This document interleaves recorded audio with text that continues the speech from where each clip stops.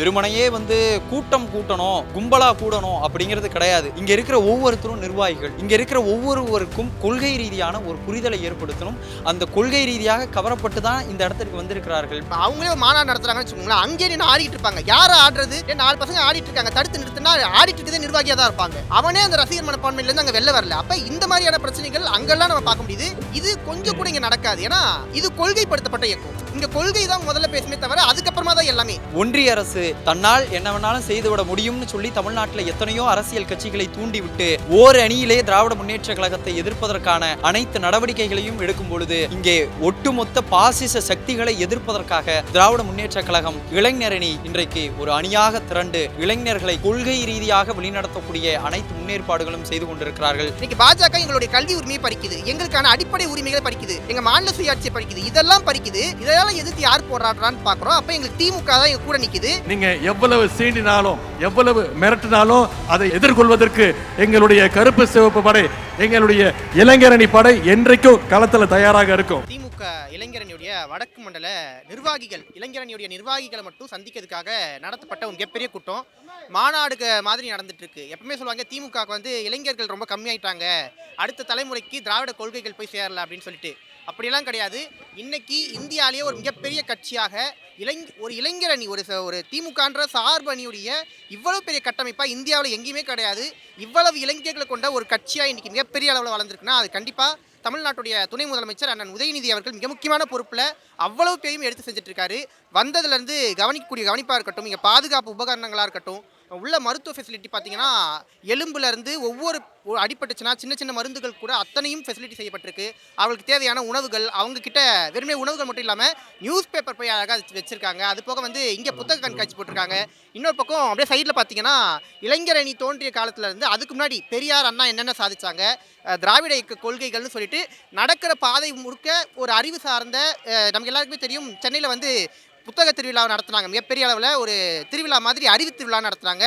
அதுவே மிகப்பெரிய அளவில் வருத்தமாக இருந்துச்சு, கஷ்டமாக இருந்துச்சு, பல பேர் அழுதாங்க. ஆனால் இன்னைக்கு அதுக்கெல்லாம் ஒரு படி மேலே போயிட்டு வெறுமனே ஒரு சந்திப்பு நிகழ்வு தான் அப்படின்னு இல்லாமல் அதுவும் இந்த தலைமுறை பிள்ளைகளுக்கு அது மிகப்பெரிய ஒரு எவ்வளோ பெரிய பொறுப்பு கொடுத்துருக்கோம் அப்படின்றத தெரிவிக்கிற மாதிரி ஒரு சின்ன சின்ன விஷயத்தை கூட பார்த்து கவனிக்கதாக இருக்கட்டும். இளைஞரணி அண்ணன்கள் எங்களுக்கு கொடுக்கக்கூடிய அந்த இம்பார்ட்டன்ஸாக இருக்கட்டும்.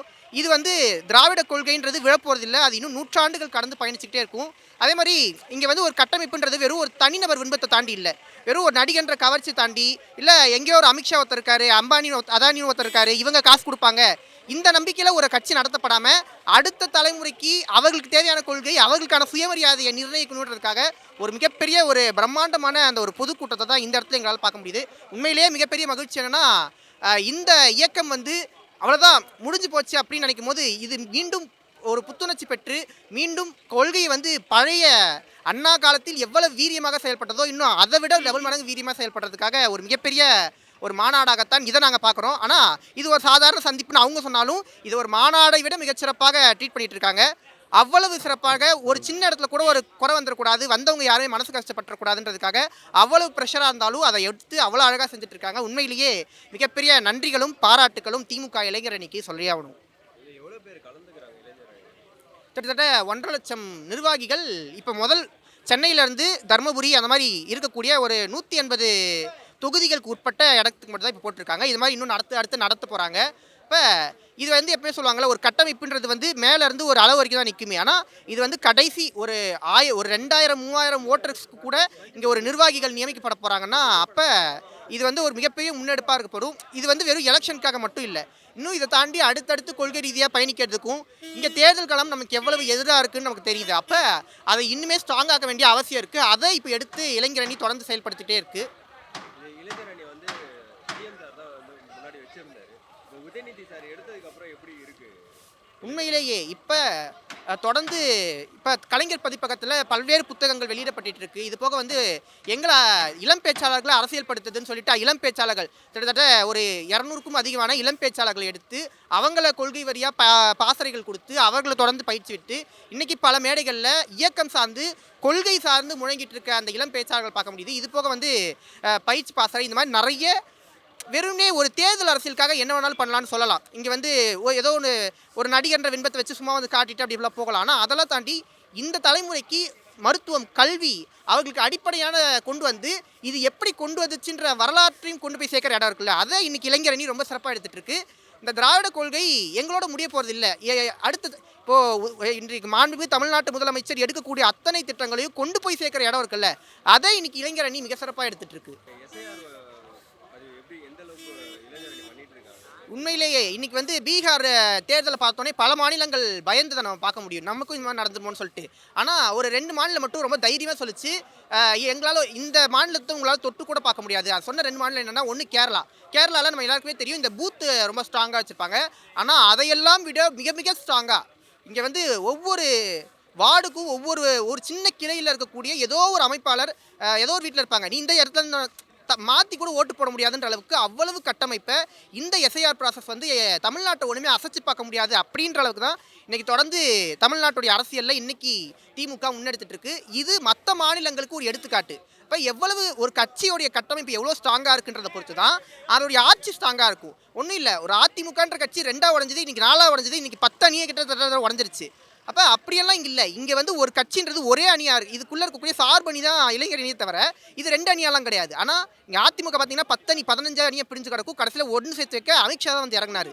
அப்படியெல்லாம் இருக்கும்போது இங்கே ஒற்றுமையாக செயல்பட்டு இருக்கோம். எங்களுடைய ஒரே ஒரு எதிரி, எங்களுக்கு உள் சண்டையெல்லாம் இல்லாமல் ஒரே ஒரு எதிரி இங்கே இருக்கக்கூடிய பாசிசமும் அதுக்கு ஆதரவாக இருக்கக்கூடிய இந்த RSS கும்பலும், அதை எதிர்த்து தொடர்ந்து செயல்பட்டுக்கிட்டே இருக்கும். விஜய் அவர்கள் வந்து இளைஞர் அணி வந்து நாங்கள் தான் அதிகமாக வச்சிருக்கோம்னு சொல்லிட்டு மேடையில் சொல்லிட்டு இருக்காங்க. உங்களுக்கே முதல்ல ரசிகர்கள் யாரு, தொண்டர்கள் யாரு, நிர்வாகிகள் யாருன்னு சொல்லிட்டு உள்ள போய் கேட்டீங்கனாலே தெரியாது. பிரச்சனை என்னன்னா, உங்களுக்கு இவ்வளோ இருக்காங்க அவ்வளோ இருக்காங்க, ஒரு தேர்தலில் கூட சந்திக்காம குழந்தைங்க கூட தான் சொல்லுது நாங்கள் வந்து விஜய் டிவிகேல இருக்கோம்னு சொல்லிட்டு அவங்களுக்கே இன்னைக்கு வந்து நீங்கள் உறுப்பினர் கார்டு இருக்குது. அப்போ யார் முதல்ல ஒரு நிர்வாகிகள் யாருன்னு சொல்லிட்டு அங்கேயே போனோம்னா, அவங்களே ஒரு மாநாடு நடத்துகிறாங்கன்னு வச்சுக்கோங்களேன், அங்கேயே நின்று ஆடிட்டு இருப்பாங்க. யாரை ஆடுறது?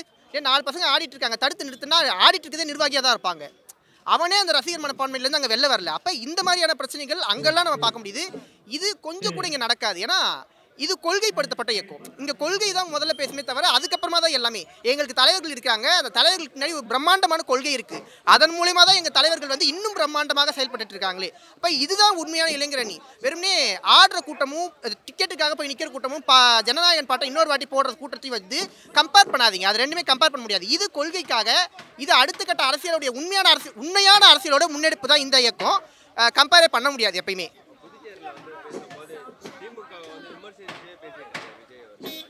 வேற என்ன பேச முடியும்?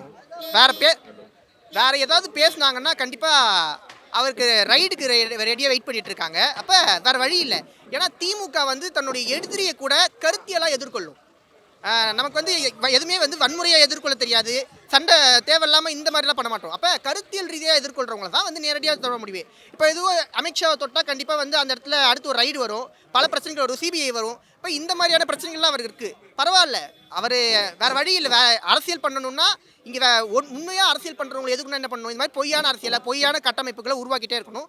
அதை அவங்க தொடர்ந்து உருவாக்கட்டும். பட் ஆனால் இது எந்த விதத்துலையும் மக்களுக்கு பயனுள்ள அரசியல் கிடையாது. நீங்கள் உங்கள் ஆதாயத்துக்காக என்ன வேணாலும் பண்ணலாம்னா உண்மையிலேயே மக்கள் அரசியல் செய்கிறவங்க தான் மக்கள் இங்கே தேர்ந்தெடுத்திருக்காங்கன்றத வரலாறு. அது இந்த முறையும் நடக்கும்ன்றது எங்களுக்கு தெரியும். ஏடிஎம்கே தாவேக்க வேறெல்லாம் கிடையாது, ரெண்டுமே ஒன்று தான். இன்னைக்கு ரெண்டுமே ஒன்று சேர்ந்து இத்தனை நாளாக வந்து அவங்க ஊழல் செய்யாத கட்சி அப்படின்னு சொல்லிட்டு ஸ்டார்டிங்கில் அப்படியே லைட்டாக அப்படி வளரிட்டு இருந்தாங்க. இப்போ வந்து அவர்கள் ஒரேடியாக இப்போ செங்கோட்டையன் அவர்கள் உள்ள வந்துட்டார்னா அவர் வந்து மனித புனிதராயிட்டார். அதுக்கு முன்னாடி அவர் என்ன பண்ணார், எந்த கட்சியில் இருந்தார், அந்த கட்சி என்ன மாதிரி அரசியல் முன்னெடுத்துச்சு அப்போல்லாம் வந்து தெரியாது. இப்போ வந்து ஒரேடியாக வந்து இன்றைக்கி அவங்க மனித புனிதராக்கிடுவாங்க. நாளைக்கு திமுக கிட்டே வந்து நிற்பாங்க. எப்படியும் எலெக்ஷனில் அடுத்து தோக்க போகிறாங்க. அப்போ கண்டிப்பாக வந்து மனித புனிதர்கள் சொல்லிட்டு அடுத்து திமுகவே அவங்க தான் சொல்ல போகிறாங்க. வேறு வழி இல்லை. எங்கெங்கே அரசியல் பண்ணாலும் உண்மையான அரசியலை தேடி இங்கே மக்கள் வந்து நிற்பாங்க. அது நடக்க தான் போகுது.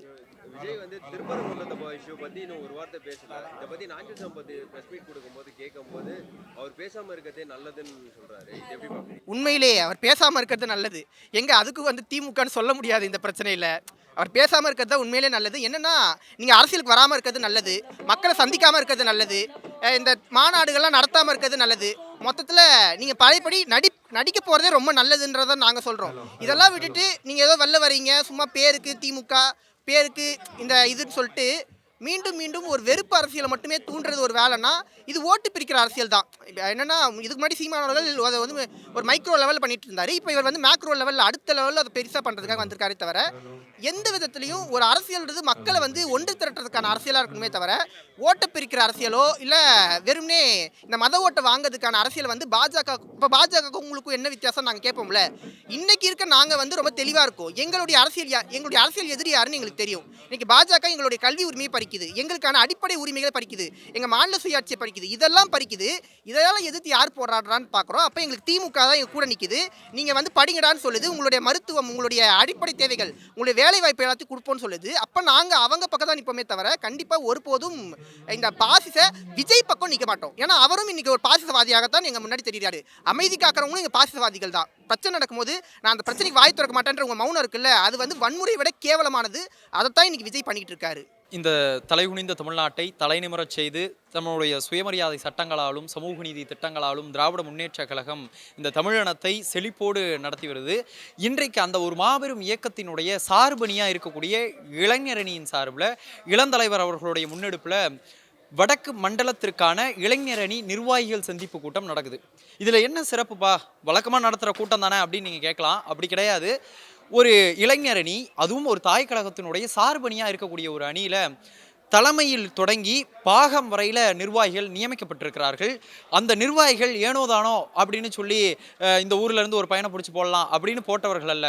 ஒவ்வொரு நிர்வாகிகளையும் ஒவ்வொரு பொறுப்பாளர்கள் நேரில் சந்தித்து, மாநில செயலாளர்கள் வரை நேரில் சந்தித்து தேர்ந்தெடுக்கப்பட்டு பாகம் வாரியாக ஒரு ஊராட்சியில் இருக்கிற ஊராட்சி நிர்வாகிகள் போடப்பட்டார்கள், கிளை வாரியாக நிர்வாகிகள் போடப்பட்டார்கள். இன்றைக்கு அதனை தொடர்ந்து ஒவ்வொரு பூத் வாரியாக நிர்வாகிகள் போடப்பட்டிருக்கிறார்கள்.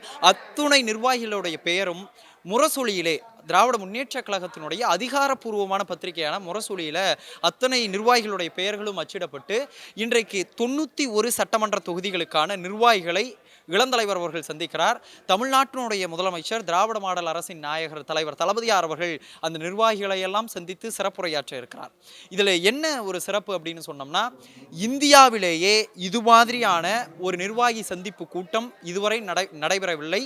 இளைஞரணி ஒரு சார்பணியாக இருக்கக்கூடிய ஒரு அணி நிர்வாகிகளை எதுவரையும் வச்சுருப்பாங்கன்னு பார்த்தீங்கன்னா, ஒரு மாவட்ட அளவுலையும் ஒன்றிய அளவுலையும் தான் நிர்வாகிகள் வைத்திருப்பார்கள்.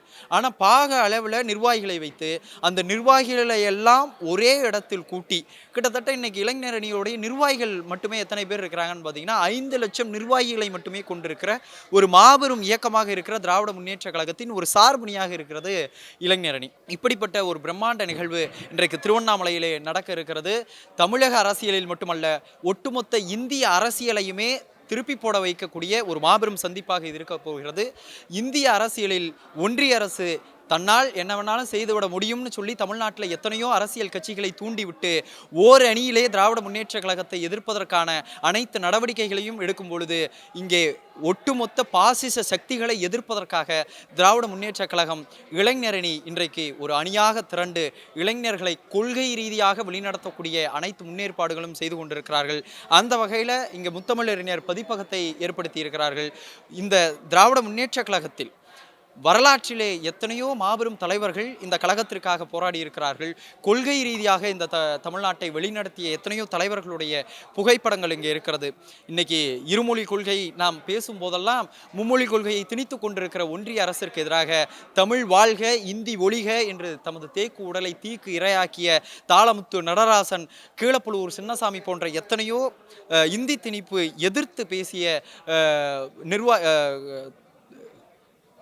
போராளிகள் இந்த புகைப்பட கண்காட்சியிலே இருந்து கொண்டிருக்கிறார்கள். இது அத்துணை பேரையும் அடுத்த தலைமுறைக்கு எடுத்து சென்று கொண்டிருக்கிறார் அண்ணன் இளந்தலைவர் அவர்கள்.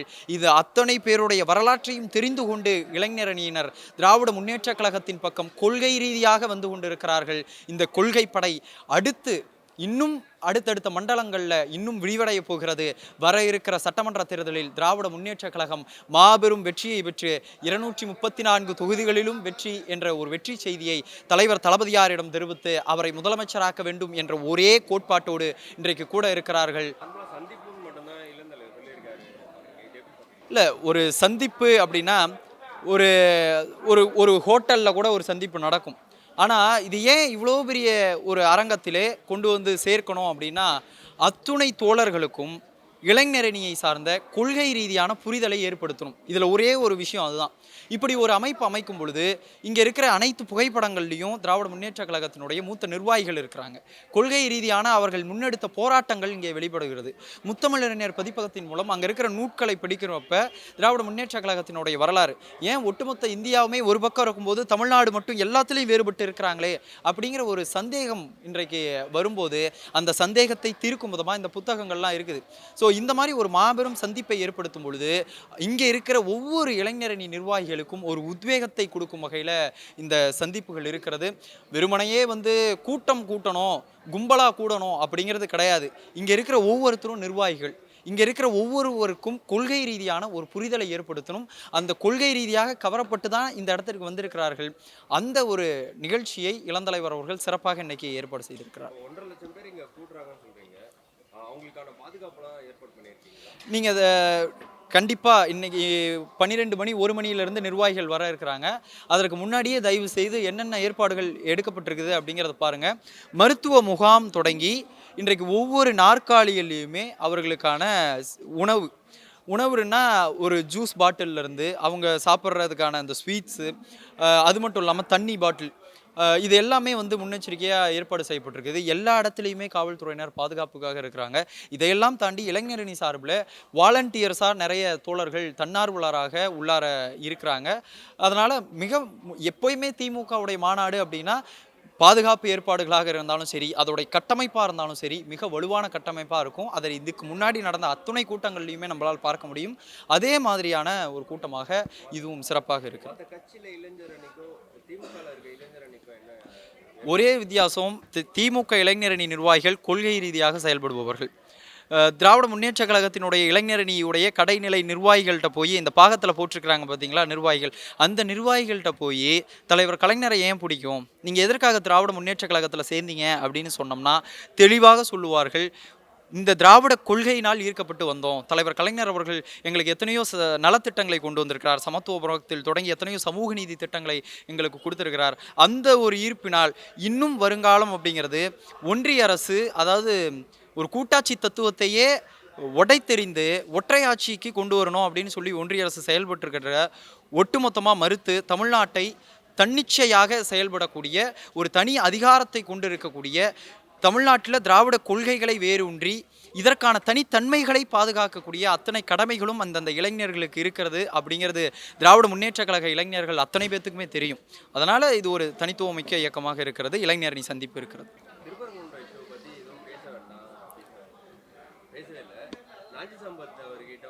பேட்டி எடுக்கும்போது பிரஸ் மீட்ல கேட்கும்போது அவர் பேசாம இருக்கதே நல்லது அப்படின்னு சொல்றாரு. அது எப்படி பாக்குறீங்க? இல்லை, அதுதான் உண்மையும் கூட. அவர் அரசியலுக்கு வந்ததுலேருந்தே ஒரு சேஃப் பாலிடிக்ஸ், ஒருவர் அரசியலுக்கு வருகிறார். இளந்தலைவர் அவர்கள் 2016-17 திராவிட முன்னேற்ற கழகத்தின் இளைஞரணி செயலாளராக ஆகும்போது ஒரு வீட்டிலலாம் போய் படுத்துக்கல. அன்னையிலிருந்து இன்று வரை அவர் சந்தித்த மக்கள் பணி, எத்தனை இடத்துல மக்களை சந்தித்திருக்கிறார். இன்றைக்கி அவர் காலடி தடம் படாத சட்டமன்ற தொகுதிகள் இருக்க முடியாது, ஒன்றியங்கள் இருக்க முடியாது, கிராமங்கள் இருக்க முடியாது. அந்த அளவிற்கு சுற்றுச்சூழன்று தமிழ்நாடு முழுக்க சுற்றுச்சூழன்று பணியாற்றியவர் அண்ணன் இளந்தலைவர் அவர்கள். ஆனால் இன்றைக்கு ஒரு பாதிக்கப்பட்ட மக்களை பார்க்கணும்னா கூட ஒரு தலைவரோட வீட்டுக்கு போய் தான் பார்க்கணும், அவர் நேரில் பார்க்க மாட்டார். அப்படிங்கிற ஒரு சூழலில் தான் அவர் ஒரு அரசியல் தலைவராக இல்லை நடிகரா, எங்களை பொறுத்தவரையில் அவர் இன்றைக்குமே நடிகராக தான் இருக்கிறார். இன்னும் ஒரு அரசியல் தலைவராக அவர் மாறலை. ஒரு அரசியல் தலைவராக அவர் மாறும்பொழுது தான் சமூக பிரச்சனைக்கு குரல் கொடுக்கணும் அப்படிங்கிற அக்கறை முதல்ல வரும். அவருக்கு அந்த அக்கறை இல்லாத வரையில் அவர் ஒரு நடிகராகத்தான் இருக்கிறார். அவர் எந்த விதத்திலும் இந்த சமூகத்திற்கான ஒரு அரசியல்வாதியாக, அரசியல் தலைவராக இந்த மக்களால் பார்க்கப்படவில்லை. பாண்டிச்சேரியில் விஜய் அவர்கள் பேசும்போது பாதுகாப்பு இங்க போலீஸ் பாதுகாப்புலாம் இங்க எவ்வளவு பலமா இருக்கு அப்படின்னு சொல்லி பேசியிருக்காரு. இது தமிழ்நாட்டை கத்துக்கணும் அப்படின்னு சொல்லியிருக்காரு. இல்லை, தமிழ்நாட்டுடைய காவல்துறை அதிகாரி அந்த கரூரில் நடந்த ஒரு சம்பவம் முடிந்த உடனே வெளிப்படையாக பேட்டி கொடுக்கிறார். நாங்கள் வழக்கமாக கொடுக்குற பாதுகாப்பை விட ஒரு மடங்கு அதிகமாகத்தான் இந்த கூட்டத்துக்கு கொடுத்துருக்குறோம் அப்படிங்கிறது. உங்களுக்கு எப்படி நடக்கணும், பாண்டிச்சேரியில் கொடுத்த மாதிரி QR கோடை ஸ்கேன் பண்ணி உள்ளார விடுற சந்திப்புகள்லாம் கரூருக்கு பின்னாடி தான் நீங்களே மாறி இருக்கிறீங்க. அப்போ அந்த மாற்றத்தை நீங்கள் ஏற்றுக்கிற மனப்பான்மையில் கிடையாது. இன்னும் சொல்லணும்னா, அந்த கட்சியினுடைய பொதுச் செயலாளர் அவர்கள் மைக்கு பிடிச்சி பேசிகிட்டு இருக்கிறாங்க. காவல் அதிகாரி அதை பிடுங்கி அந்த அளவிற்கு கட்டுப்படுத்தியும் எங்களால் கூட்டம் நடத்த முடியும். ஆனால் அந்த மாதிரியான கட்டுப்பாடுகள் ஏதாவது கரூர் சம்பவத்தில் இருந்ததா? கிடையாது. முழுக்க முழுக்க ஒரு ஒரு நிகழ்ச்சி, கரூர் நிகழ்ச்சி அப்படிங்கிறத நீங்கள் எடுத்துக்கிட்டிங்கன்னா, அந்த நிகழ்ச்சி நடக்க வேண்டிய தேதி அப்படிங்கிறது 2 மாதங்கள் தள்ளி. முழுக்க முழுக்க அப்பட்டமாக தெரியுது, ஒரு வஞ்சத்தோடு திராவிட முன்னேற்ற கழகத்தினுடைய முப்பெரும் விழா கரூரில் நடந்துச்சு. அதற்கு போட்டியாக நம்ம கூட்டத்தை காட்டணும், அதற்கு போட்டியாக நம்ம கரூரில் ஒரு கூட்டத்தை நடத்தணும் அப்படிங்கிறதுக்காகவே நடத்தப்பட்ட ஒரு கூட்டமாக தான் இருக்குது. அதில் முழுக்க முழுக்க அவர் பொறுப்பேற்றுக் கொள்ள வேண்டிய இடத்தில் இருக்கிறார். ஆனால் இதுவரை, இந்த நாள் வரை அந்த சம்பவத்திற்கு அவர் எந்த பொறுப்புமே ஏற்காமல் இருப்பது ஒரு ஒரு நான் முன்னாடியே சொன்ன மாதிரி தான், ஒரு அரசியல் தலைவருக்கான ஒரு அழகாக பார்க்கப்படுவதில்லை. அது மட்டும் இல்லாமல் பாண்டிச்சேரியில் நடந்ததாக இருக்கட்டும், பாண்டிச்சேரியில் அவர் பேசிய விஷயங்கள் எல்லாம் அதற்கு அடுத்தடுத்த காணொளிகளில் அந்தந்த அமைச்சர்கள் பேசினதாக இருக்கட்டும், அரசியல் கட்சியினர் பேசினதாக இருக்கட்டும், அப்பட்டமாக ஒவ்வொரு இடத்துலையும் சரியான தகவல்கள் இல்லை.